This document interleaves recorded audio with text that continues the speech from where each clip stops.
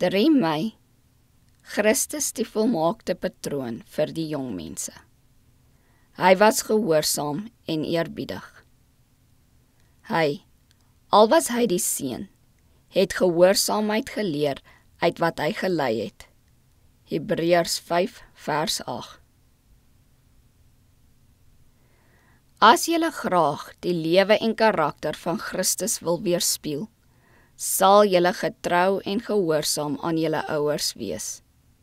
Julle sal julle liefde vir hulle deur julle gewillige gehoorsaamheid bewys.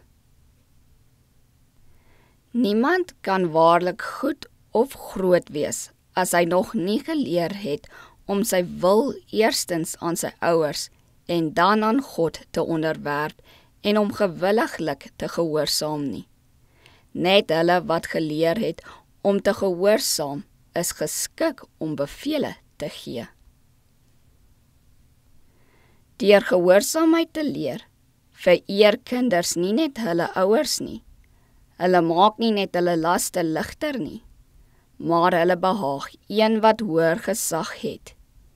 Eer jou vader en jou moeder is 'n besliste bevel. Kinders wat hulle ouers oneerbiediglik behandel en hulle nie gehoorsaam nie, doen nie net hulle ouers oneer aan nie. Hulle oortree die wet van God.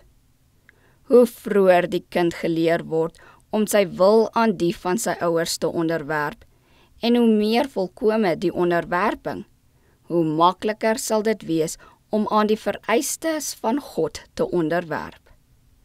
En niemand kan op die liefde en seëninge van God aanspraak maak wat nie leer om sy gebooie te gehoorsaam en versoeking te weerstaan nie. Vasberadenheid was die kenmerk van Christus se lewe. Nogtans was hy altyd eerbiedig en gehoorsaam. Hy was 'n volmaakte voorbeeld vir alle jong mense. Hy was altyd eerbiedig en inskikkelik teenoor ouer mense. Die godsdiens wat Jesus verlang, sal 'n kind nooit onbeskof of onbeleef maak nie. Die oog van God kan die hart deursoek en elke swakheid in die karakter bespeer. Hy takseer die jeug nie volgens die uiterlike nie, maar volgens die goedheid wat hulle in hulle harte besit, en dit kan net deur waaksaamheid en gebed verkry word. Hy let op hulle gedrag teenoor hulle ouers en die familiekring.